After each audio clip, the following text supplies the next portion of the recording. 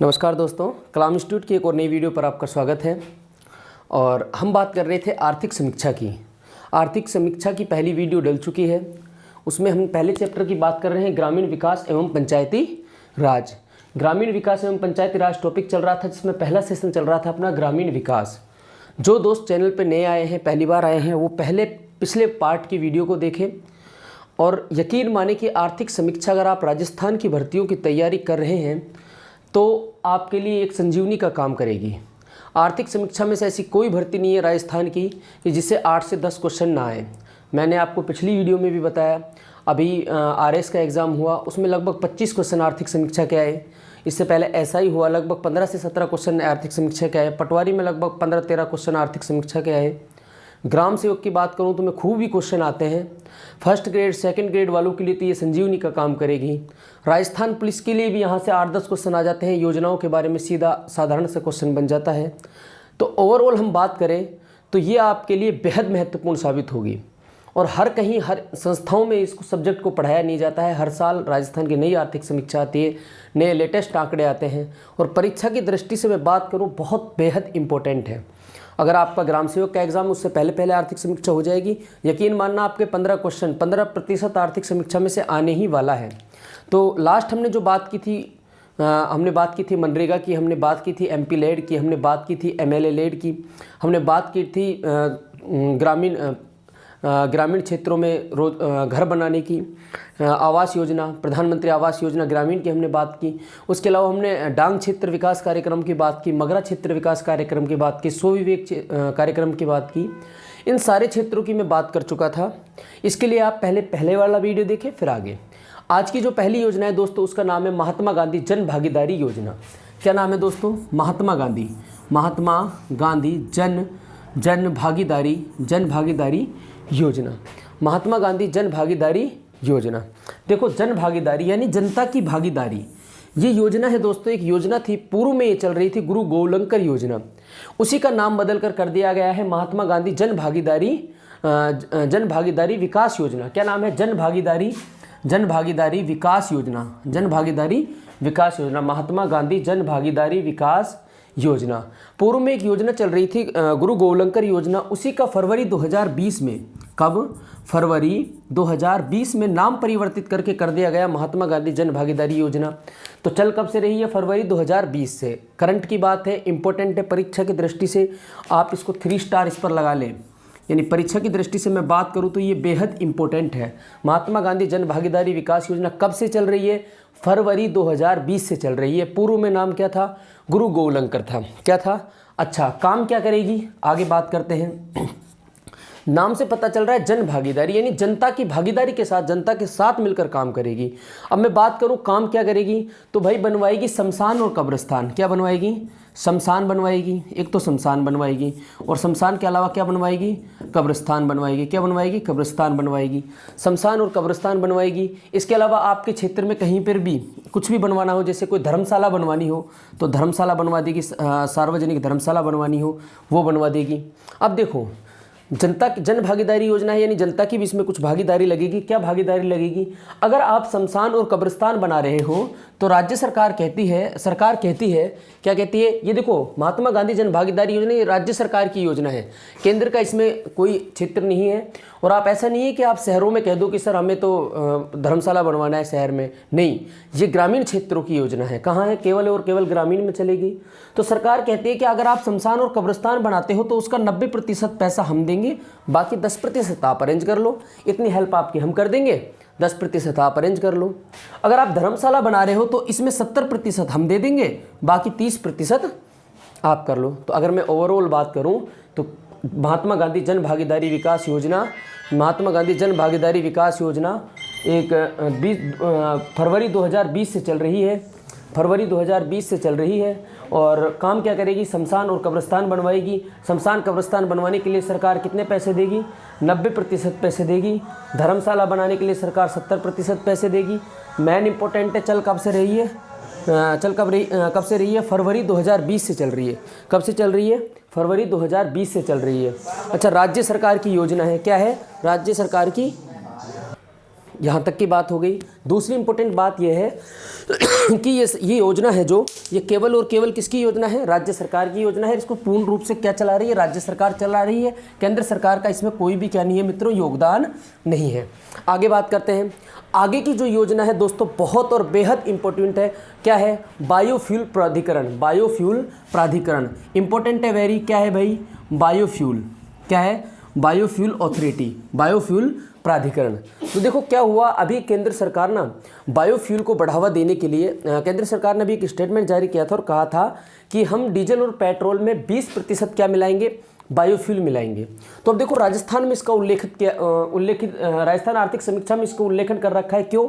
क्योंकि राजस्थान में 2 पौधे पाए जाते हैं, रतनजोत और करंज के पौधे, और वो बायोफ्यूल बनाने के लिए बहुत इंपॉर्टेंट है। उदयपुर, ये दक्षिणी जो राजस्थान है, दक्षिण राजस्थान के लगभग 12 जिलों में भारी मात्रा में रतनजोत के पौधे मिलते हैं। वहीं पूर्वी राजस्थान की मैं बात करूं, सवाई माधोपुर, करौली, धौलपुर, इन जिलों की टोंक, इन जिलों की मैं बात करूं तो यहाँ करंज का पौधा मिलता है। और ये दोनों पौधे किस किस के? एक तो रतनजोत का पौधा, एक तो रतनजोत का प्लस एक करंज का, इन दोनों से क्या बनाया जा सकता है? बायोफ्यूल बनाया जा सकता है। अच्छा, इस बायोफ्यूल पे पहले से ही काम चल रहा है, बायोफ्यूल मिशन आया था 4 सितंबर 2005 को। कब? एक मिशन आया 4 सितंबर 2005 को कि बायोफ्यूल, तब से बायोफ्यूल को बढ़ावा दिया जा रहा है। उसके बाद नीति आई इसकी, इस पे नीति बनाई 2006 में, इसकी नीति बनाई। और नीति इसलिए इम्पोर्टेंट है कि जब ये बायोफ्यूल नीति बनी थी तो राजस्थान देश का पहला राज्य था जिसने बायोफ्यूल नीति बनाई।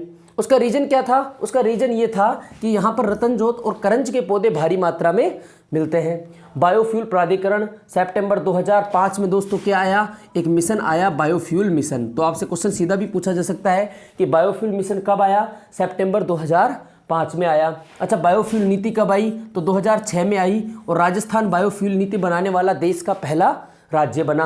अच्छा, इसको मेंशन क्यों किया गया है? आर्थिक समीक्षा में मेंशन क्यों किया गया है? देखो, अभी मनाया गया था 10 अगस्त 2019 से एक दिवस मनाने की घोषणा की है। और दिवस कौन सा है? दिवस नहीं, 10 अगस्त को मनाया जाता है पूरे विश्व में बायोफ्यूल दिवस। क्या मनाया जाता है? बायोफ्यूल डे मनाया जाता है। कब मनाया जाता है बायोफ्यूल डे? 10 अगस्त को। तो सरकार ने कहा कि हम अब 20% बायोफ्यूल ऐड करेंगे पेट्रोल डीजल में, तो उसके नियम लागू कर दिए। और दोस्तों नियम लागू कब से किए? 10 अगस्त 2019 से। अब 10 अगस्त 2019 से ही नियम लागू क्यों किए? क्योंकि 10 अगस्त को मनाया जाता है विश्व बायोफ्यूल डे। तो ओवरऑल मैं आपसे बात करूं तो बायोफ्यूल प्राधिकरण 4 सितंबर 2005 को सबसे पहले बायोफ्यूल मिशन आया। उसके बाद बायोफ्यूल नीति आई 2006 में, और राजस्थान बायोफ्यूल पर नीति बनाने वाला देश का पहला राज्य बना। आगे मैं चलता हूं कि अब सरकार ने घोषणा की कि हम बायोफ्यूल ऐड करेंगे। तो राजस्थान में बायोफ्यूल के जिनसे बायोफ्यूल बनता है 2 पौधे हैं, रतनजोत, करंज, इनकी भारी मात्रा में मिलते हैं, अच्छी खासी मात्रा में मिलते हैं। बायोफ्यूल के नियम लागू कर दिए कब से? 10 अगस्त 2019 से। आगे चलते हैं दोस्तों। आगे मैं बात करूं आपसे, 2 योजनाओं की हम बात कर चुके हैं। तीसरी योजना है जिसकी बहुत बेहद इंपॉर्टेंट है। अगली योजना है दोस्तों, सेंटर की योजना है सांसद ग्राम विकास योजना। सांसद यानी MP, सांसद ग्राम विकास योजना। सांसद ग्राम विकास योजना। सांसद ग्राम विकास योजना। क्लियर तो आ रहा है ना?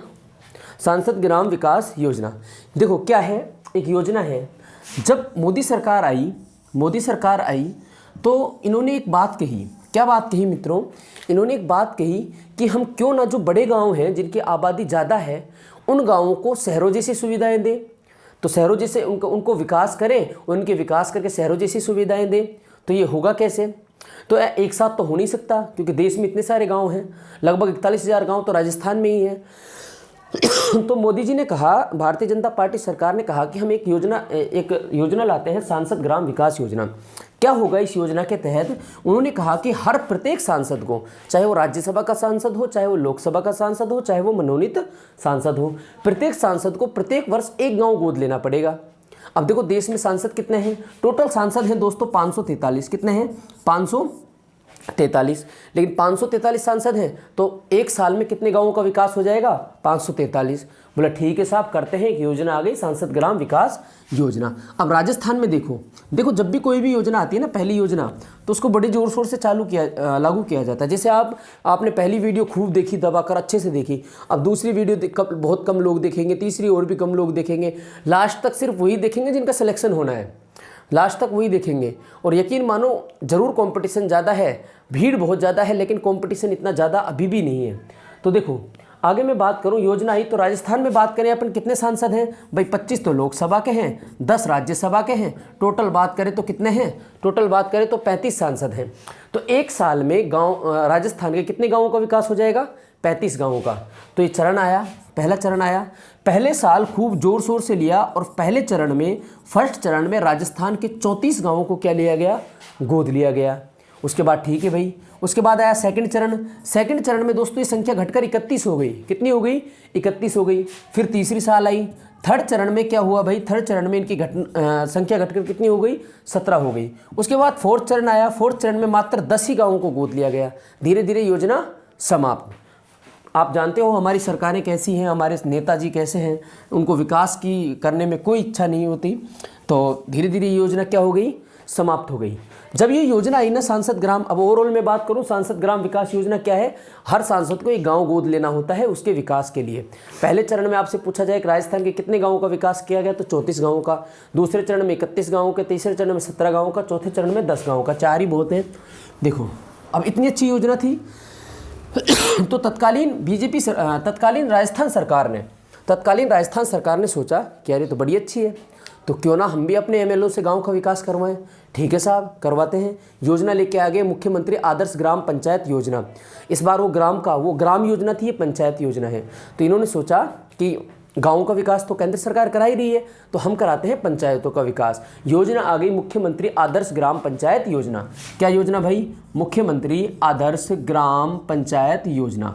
आप पूरा नाम लिखना चाहो तो नोट्स बनाते चल रहे हो तो लिख लो, मुख्यमंत्री आदर्श ग्राम पंचायत योजना आ गई भाई। क्या करेंगे इसमें साहब लेंगे एमएलए। कौन लेंगे? राज्य सरकार लेके आई, और राज्य सरकार में होते हैं एमएलए। एक एमएलए हर साल एक पंचायत को क्या लेगा? ग्राम पंचायत को गोद लेगा और उस ग्राम पंचायत का विकास करेगा। ठीक है साहब, करते हैं विकास, करते हैं साहब। सांसदों ने कहा बहुत अच्छी योजना है, करते हैं। ठीक है साहब, करो। पहला चरण आया। पहले चरण में अभी बात की ना मैंने, धीरे धीरे पहली बार सब में जोश होता है, तैयारी करनी है, ये कर देंगे वो कर देंगे। धीरे धीरे जोश ठंडा ठंडा ठंडा ठंडा ठंडा खत्म, धीरे धीरे खत्म। और मैं बार बार बताता हूँ, आप अगर तैयारी कर रहे हो ना तैयारी कर रहे हो तो एक तो दोस्तों को छोड़ दो। आज की लाइफ में दोस्त होते ही नहीं है दोस्तों। दोस्त नाम का कोई शब्द ही नहीं होता है। दोस्त नहीं, आपके सबसे बड़े दुश्मन हैं। ठीक है। और अगर आपके पीछे से कोई आपको ये कह रहा है ना कि यार तू कितना भी पढ़ ले तेरा नहीं होगा, अगर तुम्हारे पीछे से कोई ये कहता है कि यार ये तो ऐसे ही टाइम वेस्ट कर रहा है, तुम्हें कोई नीचे खींच रहा है, तुम्हारे बारे में तुम्हारी पीठ पीछे कोई बात कर रहा है, बुरी बात कर रहा है, तो तुम खुश रहा करो। जनरली होता क्या है, हमें गुस्सा आ जाता है कि यार क्या उसने क्या कह दिया मेरे बारे में। नहीं, खुश रहा करो। क्यों? क्योंकि दोस्तों कोई तुम्हारी पीठ पीछे बात कर रहा है तो बात उसकी होती है जिसमें कोई बात होती है, हर किसी की तो बात नहीं होती। तो ये बात तुम फैक्ट मान लेना, जब तुम्हारी पीठ पीछे कोई तुम्हारी बात कर रहा है ना, तो तुम कुछ तो अच्छा कर रहे हो, कुछ तो अच्छा कर रहे हो जो उसकी मिर्ची लग रही है। करते जाओ, उसको थैंक यू बोलो, हैंडशेक करो। अच्छा यार तूने मेरे बारे में बुरा बोला, very very thank you, nice to meet you. हो सके तो एक कप चाय और पिलाना, है ना। छोड़ना, स्माइल करना, जाने देना, नेगलेक्ट करो लोगों को, है ना। अभी एक टीचर है सुभाष शर्मा जी, उनकी मैं वीडियो देख रहा था, तो वहाँ क्लास में एक लड़का, लाइव क्लास के ऐसे ही वीडियो डाल दी उन्होंने।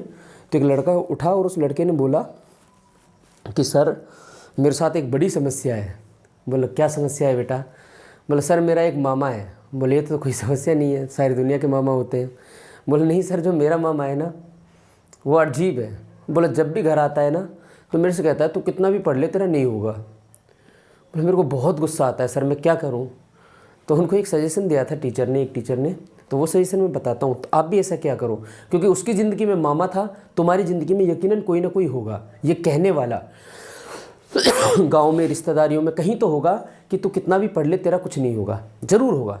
तो आपको क्या करना है, तो सजेशन दिया था वो बताता हूँ। उसने बोला बेटा एक सुझाव देता हूँ, 100% गारंटेड काम करेगा। बोला बताओ सर। बोला जैसे ही मामा आए ना, इस बार घर मामा आए तो पहले तो नमस्ते करना, उसको बिठाना, चाय पानी पिलाना, और चाय पानी पिला के जब तेरे से वो ये कहे कि कितना भी पढ़ ले तेरा नहीं होगा, 2-3 मेल दे कहाँ मामा को, 3-4 चेप दे खींच खींच कर, और 3-4 देने में 3-4 सेकंड लगेंगे, 5वें सेकंड पैरों में। अरे यार मामा गलती हो गई यार, मामा माफ़ कर दे मामा, यार पता नहीं मेरे दिमाग में क्या हो गया, माफ़ कर दे मामा। मामा ठहरा, केस तो करने से रहा, ज़्यादा से ज़्यादा क्या कर लेगा, मम्मी को शिकायत कर देगा। कर देने दे, मम्मी के पैरों में पड़ जा, बुरा सा मुँह बना ले, रोने लग जा, है ना। गारंटी है मेरी मामा ज़िंदगी में कुछ बोल जाए। अरे निकालो यार, जो ज़िंदगी में तुम्हारी ज़िंदगी में से कचरा है निकाल के फेंको, निकाल के फेंको ना। क्यों ऐसे लोगों की सुनते हो। ठीक है भाई, तो तुझे लगता है ना मैं कुछ नहीं करता, मैं नहीं करता, ठीक है, नहीं करता, उसको थैंक यू बोल। तुझे लगता है बहुत अच्छा, मैं अपना ट्राई कर रहा हूँ, अपना बेस्ट ट्राई करो, और यकीन मानो दोस्त 100 कभी किसी की मेहनत वेस्ट नहीं जाती। अगर तुम नाकाम हो रहे हो तो ज़रूर कहीं ना कहीं अपनी मेहनत में कमी है, ये एक्सेप्ट करो। मेहनत तो जो 100% दिल से मेहनत करता है ना, देखो 2 चीज़ होती है, 5 से 7 घंटे पढ़ने वाला एक व्यक्ति RS बन जाता है, और 5 से 7 घंटे पढ़ने वाला एक व्यक्ति कांस्टेबल भी नहीं बन पाता। क्यों? तो 2 चीज़ होती है, कंसिस्टेंसी और कंटिन्यूटी। जिसकी लाइफ में कंसिस्टेंसी और कंटिन्यूटी आ गई ना, जिसको पढ़ना है तो पढ़ना ही है, वीडियो लेनी है तो लेनी है, कुछ भी हो जाए, 5-6 घंटे मुझे पढ़ना है, फिर मैं और कामों को दूंगा, दोस्तों को दूंगा, फ़ोन पे दूंगा, कहीं भी दूंगा, लेकिन पहले पढ़ाई। और उसके बीच में कोई बाधा करे, निकाल के फेंको उसको। ठीक है, आगे बात करते हैं। कौन से मुख्यमंत्री आदर्श ग्राम पंचायत योजना, सांसद आदर्श ग्राम योजना के आधार पर बनाई गई। क्या करना होता है भाई, एक MLA को एक ग्राम पंचायत गोद लेनी होती है। ठीक है भाई, पहला चरण आया, और पहले चरण में दोस्तों ली 197 200 विधानसभा सीट है राजस्थान में, तो उनमें से 197 सांसदों ने क्या लिया, ग्राम पंचायत को गोद लिया और उसका विकास किया। ठीक है भाई, अब विकास करेंगे तो दोस्तों पैसा तो लगेगा, और हमारे नेता कहाँ पैसा खर्च करना जानते हैं। अगला चरण आया था दोस्तों, मात्र 97 लोगों ने क्या लिया, इसमें भाग लिया। तो ओवरऑल में बात करूँ, मुख्यमंत्री आदर्श ग्राम पंचायत योजना क्या है, MLA को हर साल एक पंचायत गोद लेनी होती है, ज़्यादा इंपॉर्टेंट नहीं है। अगली योजना है जो बेहद इंपॉर्टेंट है, क्या है, देखो भाई, अभी पूछी गई थी किसी एग्ज़ाम में, स्मार्ट विलेज योजना अभी किसी एग्जाम में पूछी गई थी। कब से चलाई जा रही है, ये चलाई जा रही है दोस्तों 2017-18 में इसको चलाया गया। कब चलाया गया, 2017-18 में चलाया गया। क्या करना होगा, 3000 से अधिक आबादी वाले गांवों में शहरों जैसी सुविधा, स्मार्ट विलेज नाम से पता चल रहा है, स्मार्ट विलेज यानी जिन गांवों की जनसंख्या 3000 से ज़्यादा है, 3000, ऐसा नहीं कि आप किसी ढाणी के में इस योजना को लागू कर दो, नहीं, कहाँ चलेगी, जिन गांवों की जनसंख्या 3000 से ज़्यादा है, ऐसे ग्रामीण में चलाई जा रही है। चला कौन रहा है, केंद्र सरकार चला रही है। कौन चला रहा है, केंद्र सरकार चला रही है। और इस योजना में दोस्तों पहले चरण में 3275 गाँवों का क्या किया गया है, चयन किया गया है। कितने गाँवों का, 32 से 75 गाँवों का कैसा बनाया जा रहा है, स्मार्ट बनाया जा रहा है, यानी उनमें शहरों जैसी सुविधाएँ उपलब्ध कराई जा रही हैं। गाँव कौन से होंगे, तो गाँव वो होंगे जिनकी जनसंख्या, जिनकी आबादी 3000 प्लस है। तो ओवरऑल में बात करूँ तो स्मार्ट विलेज योजना कब से चल रही है, 17-18 से चल रही है। क्यों चलाई जा रही है, इसलिए चलाई जा रही है गाँवों में शहरों जैसी सुविधाएं उपलब्ध कराने के लिए। कौन से गांव होंगे जिनकी आबादी 3000 से ज़्यादा होगी। कितने गाँवों का चयन किया गया है, 3275 गाँवों का चयन किया गया है। ये हो गई आपकी स्मार्ट विलेज योजना 2017-18। अगली योजना है दोस्तों, परीक्षा की दृष्टि से बेहद इंपॉर्टेंट है, वैसे कोई काम की नहीं है, सिर्फ नाम की है, काम की नहीं है। महात्मा गांधी आदर्श ग्राम योजना कौन सी है, महात्मा गांधी आदर्श ग्राम योजना, महात्मा गांधी आदर्श ग्राम योजना। आपके पास आर्थिक समीक्षा है तो उसको लेके बैठ जाएं, ज़्यादा से अच्छी चीज़ें समझ में आएंगी। उसमें बहुत सारी चीज़ें ऐसी हैं जो बेकाम की हैं, उनको अपन ने निकाल दिया है। बहुत सारी चीज़ें ऐसी हैं जो करंट से रिलेटेड आर्थिक समीक्षा में नहीं दी हुई, उनको अपन यहाँ पर ऐड कराते चल रहे हैं। तो ओवरऑल में बात करूँ तो आप इनके नोट्स बनाते चलें। कौन सी योजना है, महात्मा गांधी आदर्श ग्राम योजना। क्या है भाई, कुछ भी नहीं है भाई, सिर्फ नाम की है। सरकार ने कहा, क्या कहा कि हम इस योजना को, अब चलेगी कहाँ, तो गाँवों में चल रही है। क्या चले, कहाँ चलेगी, गांव में। अच्छा चल कब से रही है, तो 27 नवंबर को एक योजना आई, 27 नवंबर 2019 को एक योजना आई जिसका नाम था महात्मा गांधी आदर्श ग्राम योजना। और क्या कहती है सरकार कहती है कि हम इसको स्टार्टिंग में कितने जिलों में चलाएंगे, 22 जिलों में चलाएंगे। कितने जिलों में दोस्तों, 22 जिलों में चलाएंगे। अच्छा क्या करोगे भाई 22 चला के, क्या विकास करोगे, नहीं कुछ नहीं करेंगे। तो बोलो क्या करेंगे कि हम साहब लाइब्रेरी खोलेंगे गाँव में, और गाँव में लाइब्रेरी खोल के महात्मा गांधी के बारे में पुस्तकें लिखेंगे, लोगों में गांधीवादी विचारों को बढ़ावा देंगे, ठीक है साहब, खोल लो, गांधीवादी मूल्यों को बढ़ावा दे लो। तो काम की, परीक्षा की दृष्टि से काम की है, वैसे नाम की है, क्लियर है। कौन सी है, महात्मा गांधी आदर्श ग्राम योजना। कब से चल रही है, पुलिस वालों के लिए, ग्राम सेवक वालों के लिए ये इंपॉर्टेंट है। आगे आप और भी तैयारी कर रहे हो, मेंस की तैयारी कर रहे हो, तो सारे कथन इंपॉर्टेंट है। 27 नवंबर 2019 कितने जिलों में चल रही है, 22 जिलों में। अच्छा आगे बढ़ो भाई, इसमें एक इंपॉर्टेंट फैक्ट है। इन्होंने कहा कि इस योजना के तहत हर साल 14 नवंबर को मेरा गांव मेरा गौरव, जाना नहीं है अभी, है ना, जाना नहीं, 14 नवंबर को, कब, 14 नवंबर को मेरा गांव मेरा गौरव, 14 नवंबर को मेरा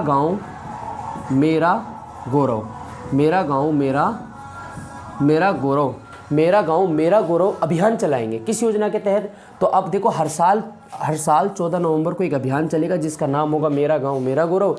क्या करेंगे साहब, लाइब्रेरी खोलेंगे, गांधीवादी मूल्यों को बढ़ावा देंगे। महात्मा गांधी आदर्श ग्राम योजना नाम की है, कब से चल रही है, ये काम का है 27 नवंबर 2019। कितने जिलों में चलाई जा रही है, तो जिलों में चलाई जा रही है दोस्तों, 22 जिलों में। कितने जिलों में चलाई जा रही है, 22 जिलों में। आगे चलो भाई, आगे मैं बात करूँ आपसे, अगली योजना के बारे में बात करूँ। देखो हमारे टॉपिक का पहला पार्ट होता है यहाँ समाप्त, ग्रामीण विकास। कितनी देर की हो गई वीडियो, हाँ, ग्रामीण विकास यहाँ पर होता है मित्रों समाप्त। अगला मैंने बताया था हम पढ़ रहे हैं ग्रामीण विकास एवं पंचायती राज। तो अगला महत्वपूर्ण बिंदु है दोस्तों पंचायती राज। कौन सा, पंचायती राज। राजस्थान का ऐसा कोई भी एग्जाम नहीं है मित्रों, जिसमें पंचायती राज से क्वेश्चन ना आए, ये तो हो ही नहीं सकता। देखो भाई 73वां संविधान संशोधन हुआ, 73 संविधान संशोधन के तहत पंचायती राज का गठन हुआ। आगे चलो, कौन से अनुच्छेद में है, 243 जी में है मित्रों। कौन से में है, 243 जी में है। पंचायती राज पूछे तो आपसे कौन से उसमें अनुच्छेद में है, 243 जी में है। अच्छा कुछ बेसिक बात कर लेते हैं। एक क्वेश्चन आया था राजस्थान पुलिस में पिछली बार 2020 में कि पंचायती राज एक्ट, कौन सा भाई, पंचायती राज एक्ट यानी पंचायती राज अधिनियम, पंचायती राज एक्ट कब आया था। तो ऑप्शन थे 1959, 1957, 1953। दोस्तों पंचायती राज एक्ट आया था 1953 में। उसके बाद इसको अमेंडमेंट यानी लागू कर दिया गया 1994 में। और दोस्तों पंचायती राज के नियम बने, पंचायती राज के रूल बने थे 1996 में। कब बने, 1996 में। ये कुछ बेसिक बातें थी। पंचायती राज कौन से अनुच्छेद में, 243 जी में है। पंचायती राज एक्ट कब आया, 1950 में आया। अमेंडमेंट कब किया गया, 1994 में किया गया। रूल कब आए, 1996 में आए। अब देखो पंचायती राज का उद्देश्य ही था कि सत्ता का विकेंद्रीकरण कर गांवों का क्षेत्रों का और शहरी क्षेत्रों का विकास करना। तो विकास कैसे करोगे भाई, विकास के लिए पैसे की आवश्यकता होगी। पैसे कहाँ से आएंगे, तो ध्यान से सुनो, पैसे आता है कहाँ से, वो बात ध्यान से सुनो।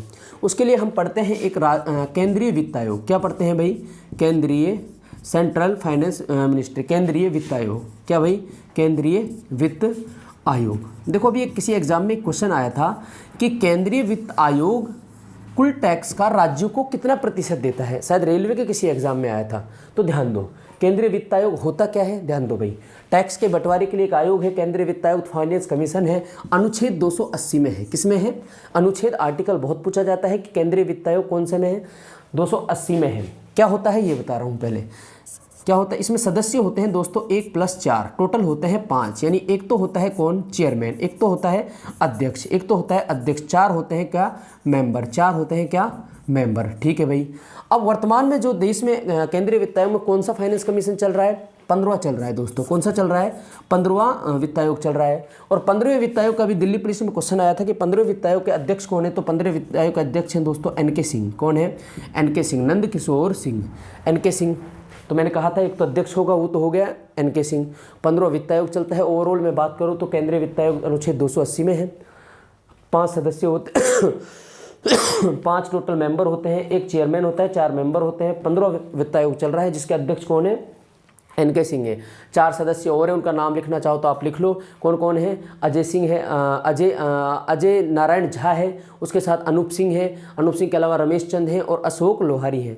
ये 4 सदस्य हैं। अच्छा, ये करेगा क्या? देखो अब हम क्यों पढ़ रहे हैं इसको, चलो ये तो एग्जाम के इंपॉर्टेंट व्यू से बहुत इंपॉर्टेंट है, आर्थिक समीक्षा में नहीं दे रखा। ये क्या करता है दोस्तों? ये देता है कुल टैक्स का 41% जो टैक्स है उसका देता है राज्य सरकारों को। किसको देता है? राज्य सरकारों को। केंद्र पैसा देती है राज्य सरकारों को। ठीक है भाई, केंद्र ने पैसा दे दिया राज्य सरकारों को, तो राज्य सरकारों में अब राज्य में उसका विभाजन कौन करेगा? तो इसके लिए बनाया गया है कौन सा?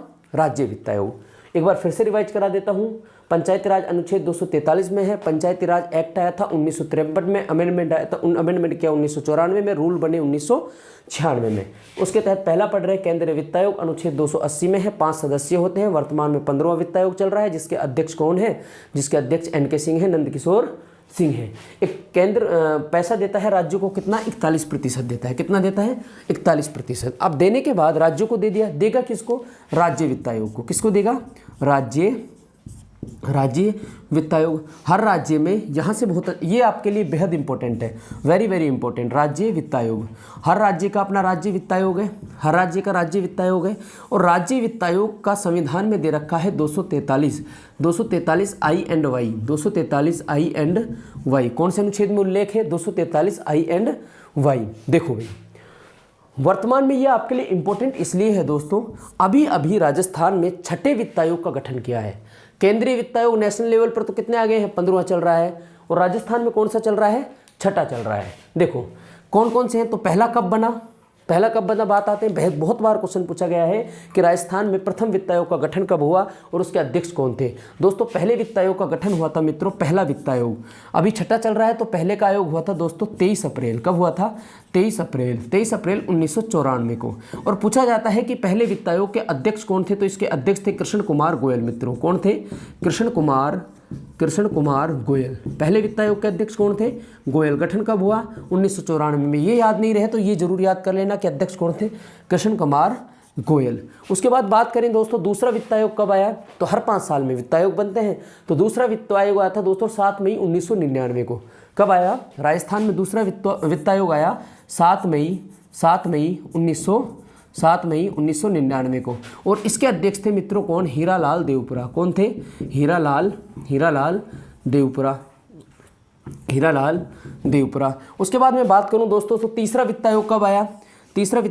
दोस्तों तीसरा वित्त आयोग आया 1999 आया था, तीसरा 2004 में 2005 में गठन हुआ था।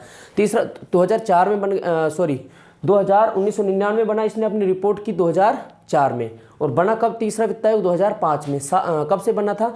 तो 2005 में बना था, 5 सितंबर 2005 को तीसरा वित्त आयोग बना दोस्तों। 5 सितंबर 2005 को। पहले के अध्यक्ष कौन थे? कृष्ण कुमार गोयल। दूसरे के अध्यक्ष कौन थे? हीरालाल देवपुरा। तीसरे के अध्यक्ष कौन थे? मणिकचंद सुराणा थे मित्रों। कौन थे? मणिकचंद सुराणा थे। तीसरे के अध्यक्ष कौन थे? मणिकचंद सुराणा थे। अब बात करते हैं दोस्तों कि चौथा वित्त आयोग। तो चौथे वित्त आयोग का गठन हुआ दोस्तों तो अप्रैल 2011 में। कब हुआ? अप्रैल 2011 में। अप्रैल 2011 में। और इसके अध्यक्ष थे दोस्तों कौन? बीडी कल्ला। कौन थे?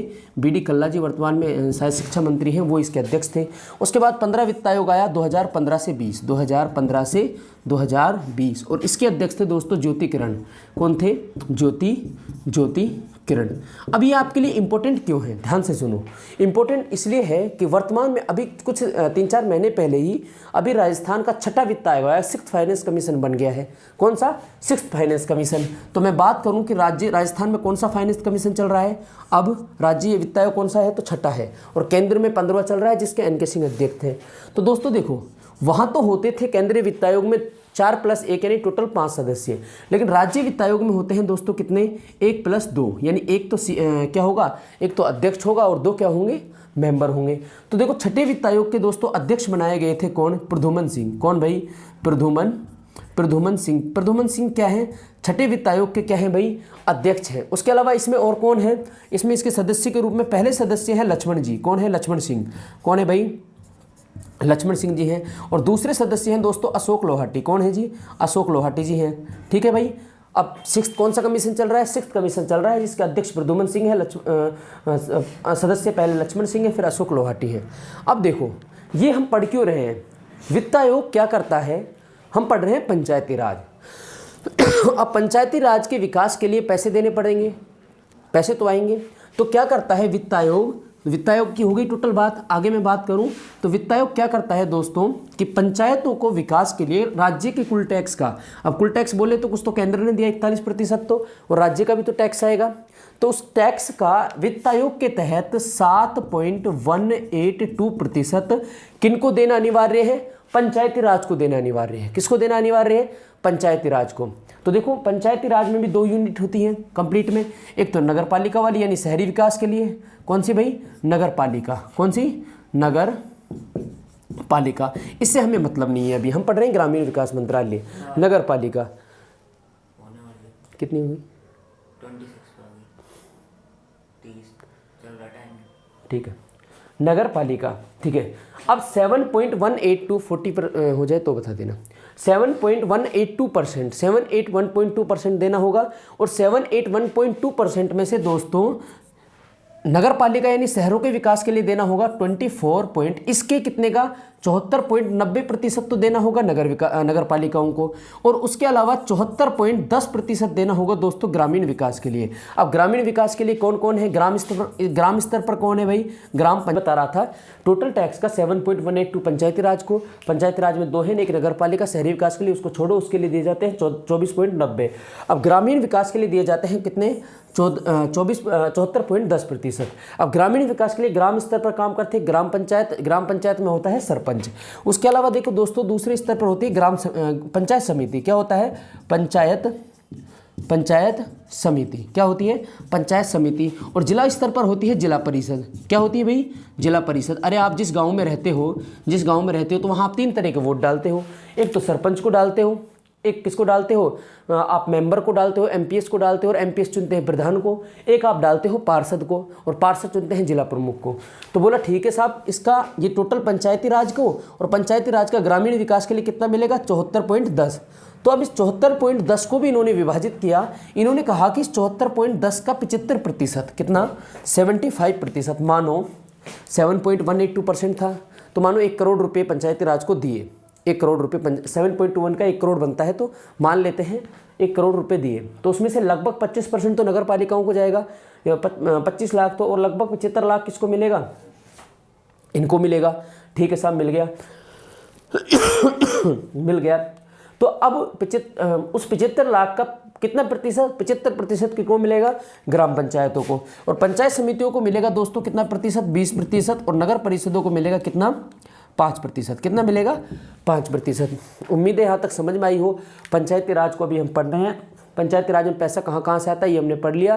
केंद्रीय वित्त आयोग की बात की, उसके अलावा राज्य वित्त आयोग की बात की। केंद्रीय वित्त आयोग होता है दोस्तों अनुच्छेद 280 में होता है। राज्य वित्त आयोग होता है कब, और वर्तमान में 15वां केंद्रीय वित्त आयोग चल रहा है। राज्य वित्त आयोग अनुच्छेद 243 INY में है, और वर्तमान में राजस्थान में 6ठे वित्त आयोग का क्या हो चुका है दोस्तों, फाइनेंस कमीशन का गठन हो चुका है। अगली योजना की ओर बढ़ते हैं, पंचायती राज में और क्या क्या कर रहे हैं ग्रामीण विकास के लिए। देखो भाई, पंचायत स्तर पर एक मिशन चल रहा है, स्वच्छ भारत मिशन। कौन सा मिशन, स्वच्छ भारत मिशन। कौन सा मिशन भाई, स्वच्छ भारत मिशन। आपने सुना होगा, क्या होगा, ये बेहद इंपॉर्टेंट है भैया, आपकी परीक्षा की दृष्टि से बेहद इंपॉर्टेंट है। स्वच्छ भारत मिशन एक मिशन है जिसकी योजना जो शुरू की गई 2 अक्टूबर, कब से भाई, 2 अक्टूबर 2014 से की गई। 2 अक्टूबर को महात्मा गांधी का जन्म होता है, तब से ये चलाई गई।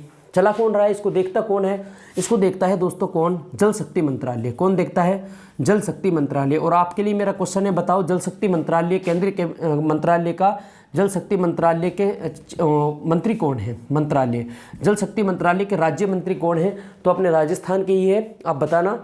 उसके बाद देखो 2 फेज़ों में ये चला। अभी इसमें क्यों दिया है, आर्थिक समीक्षा में इसका पहला फेज चला था 2014 से 2019 तक। अभी इसका दूसरा फेज चल रहा है 2019 से 2024 24 तक। अब वेरी वेरी इंपॉर्टेंट अपने लिए क्या क्वेश्चन है कि दोस्तों भारत क्या है, इतने लंबे समय से मिशन चल रहा है, लगभग 7-8 सालों से चल रहा है। तो राजस्थान ODF, क्या राजस्थान ODF का मतलब होता है दोस्तों खुले में शौच से मुक्त। राजस्थान खुले में शौच से मुक्त हो चुका है। हुआ कब, क्वेश्चन आएगा बताओ राजस्थान ODF कब हुआ। तो राजस्थान ODF हुआ दोस्तों मार्च 2018 में। कब हुआ, मार्च 2018 में, इसलिए ये इंपॉर्टेंट है।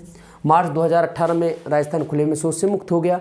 और इसके लिए देखो व्यक्तिगत इस मिशन के तहत शौचालय बनवाने के लिए सरकार देती है कितने रुपए, 12,000 रुपये। कितने देती है, 12,000 रुपये देती है। देगी किनको, हर किसी को नहीं देगी दोस्तों, उनको देगी जो गरीबी रेखा से नीचे हैं, BPL फैमिली को, बिलो पॉवर्टी लाइन वालों को देगी। अभी 12,000 रुपये आएंगे कहाँ से, टॉयलेट बनाने के लिए 12,000 रुपये आएंगे कहाँ से। तो 12,000 रुपये का 60% तो देगी दोस्तों कौन, 60% तो देगी सेंट्रल गवर्नमेंट और 40% देगी कौन, स्टेट गवर्नमेंट। तो ओवरऑल मैं बात करूँ, स्वच्छ भारत मिशन कब से चल रहा है, 2 अक्टूबर 2014 से चल रहा है। देखता कौन है, जल शक्ति मंत्रालय देखता है। 2 फेजों में चल रहा था, पहला फेज खत्म हुआ, अब दूसरा फेज चल रहा है। और राजस्थान ODF यानी खुले में शौच से मुक्त हो गया था मार्च 2018 को। अच्छा, इसके लिए व्यक्तिगत शौचालय बनवाए जाएंगे और व्यक्तिगत शौचालय बनवाने के लिए सरकार पैसे देगी। कितने पैसे देगी, 12,000 देगी। 12,000 का 60% तो केंद्र सरकार देगी, 40% राज्य सरकार देगी। खत्म है भाई। ठीक है साहब, आपने अच्छा किया, घर घर में शौचालय बनवा दिए, घर घर में शौचालय बनवा दिए।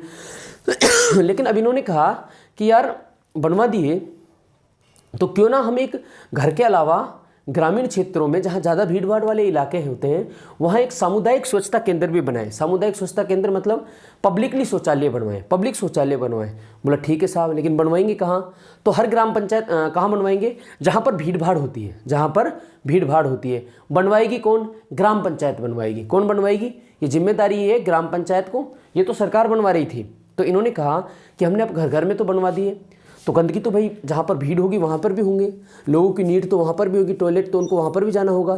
तो टॉयलेट बनवाने के लिए उन्होंने एक और योजना लाए और योजना का नाम है सामुदायिक स्वच्छता केंद्र। क्या भाई, सामुदायिक, कौन सी, सामुदायिक स्वच्छता केंद्र। सामुदायिक स्वच्छता केंद्र क्या है, सामुदायिक स्वच्छता केंद्र। ध्यान दो, कुछ भी नहीं है, जैसे अभी अपन ने पढ़ा है ना स्वच्छ भारत मिशन, ये भी उसी का एक पार्ट है। ये सामुदायिक स्वच्छता मिशन केंद्र के तहत क्या करेंगे, ये बोल रहे हैं कि हम 3 लाख रुपए की लागत से, 3 लाख रुपए की लागत से क्या बनवाएंगे भाई, स्वच्छता केंद्र बनवाएंगे। क्या बनवाएंगे, स्वच्छता केंद्र बनवाएंगे। कहाँ बनवाएगा कौन, तो ये काम दिया है दोस्तों किसको, ग्राम पंचायतों को। किसको दिया है, ग्राम पंचायतों को दिया है। आपके जो क्षेत्र का सरपंच है वो ये बनवाएगा। उसके लिए उसको सरकार कितने रुपए देगी, 3 लाख रुपए देगी। अब रुपए कौन देगा, रुपए कौन देगा, देखो दोस्तों, इस 3 लाख रुपए का 15%, 3 लाख रुपए का 15% तो देगा कौन, 15वें वित्त आयोग से व्यय किए जाएंगे। यानी कौन देगा, 15वां वित्त आयोग, अभी पढ़ा था ना वित्त आयोग, तो 15वां वित्त आयोग देगा। और इसके अलावा 15% नहीं, 15% नहीं, 30%, 30% तो देगा कौन सा, 15वां वित्त आयोग। और 70% रुपए आएंगे वो स्वच्छ भारत मिशन के तहत जो पैसे हैं वहाँ से आएंगे। क्लियर है भाई। तो आज हमारा दोस्तों हमने ओवरऑल बात की, मैं आपसे बात करूँ ओवरऑल बात की तो हमने 4-5 योजनाओं की बात की, बहुत इंपॉर्टेंट योजनाओं की बात की। इसके अलावा मैं आपसे कहूँ कि देखो अब इस चैप्टर में 2-3 योजनाएं और बच गई हैं। ये चैप्टर कल ख़त्म हो जाएगा और कल हम नया चैप्टर लेंगे। यकीन मानो दोस्तों, अगर आप राजस्थान की तैयारी कर रहे हो किसी भी भर्ती की, फर्स्ट ग्रेड, सेकंड ग्रेड, आपके कोई भी साथी दोस्त तैयारी कर रहा है तो उनको इस वीडियो के बारे में ज़रूर बताएँ। परीक्षा की दृष्टि से ये बहुत महत्वपूर्ण है। आपके जुड़े रहने के लिए बहुत बहुत धन्यवाद। अपने दोस्तों को ये वीडियो ज़रूर शेयर कर दें। अभी कुछ संसाधनों की कमी ज़रूर है, लेकिन पढ़ने वालों के लिए इतने संसाधन बहुत हैं। मैं ऐसा मानता हूँ कि जिसको लगन है ना कुछ कर दिखाने की, तो उनके लिए संसाधन बहुत हैं। ठीक है, तो आज के लिए इतना ही, आपसे मैं विदाई लेता हूँ। जय हिंद, जय भारत। वीडियो को लाइक, शेयर, कमेंट जरूर कर दें। धन्यवाद।